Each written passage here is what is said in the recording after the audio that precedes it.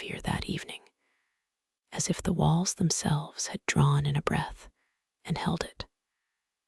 I remember the way the light spilled through the curtains, soft and golden, turning the floor into a map of shadows and warmth.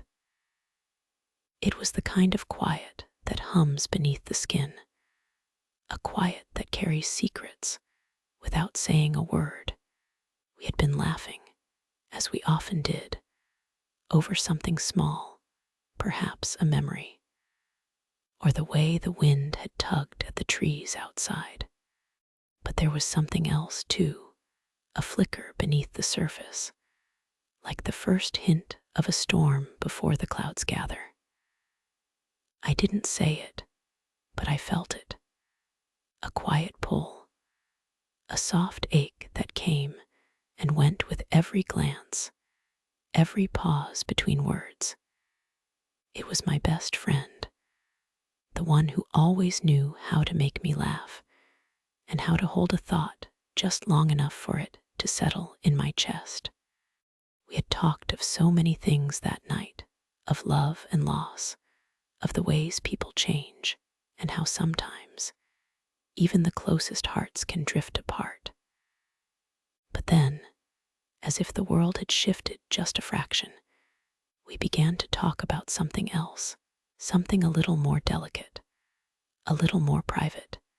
The idea came like a whisper, not loud or demanding, but clear enough to linger. A joke, perhaps, or a dare, but it stayed with us, curling around our words like the scent of rain on the pavement. We didn't say it out loud, but we both knew.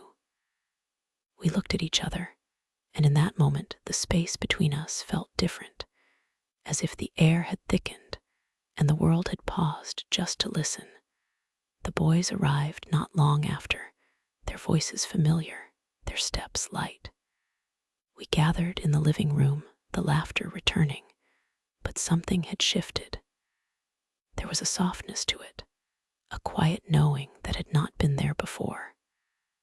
I caught my friend's eye, and she smiled, a smile that held more than just amusement. I felt it then, a quiet thrill, like the first bloom of a flower that has been waiting all season. We moved through the evening with a gentleness that felt almost sacred, as if we were walking on the edge of something we both understood, but had not yet spoken. The night was warm, the kind of warmth that wraps around you and makes you want to stay a little longer, to savor the moment before it slips away. And then, just as the evening deepened, the unspoken thing between us became a quiet act. A glance, a touch, a shared breath that lingered in the air. I don't remember who moved first, but I remember how it felt, like a promise, like a step into something we both knew was coming, even if we hadn't said it aloud. We didn't speak of it, not in words, but in the way we looked at each other, in the way we laughed a little softer, in the way the night seemed to hold its breath just a little longer. It was not grand, not loud, but it was real, and it stayed with me, like the echo of a song that lingers long after the last note has faded.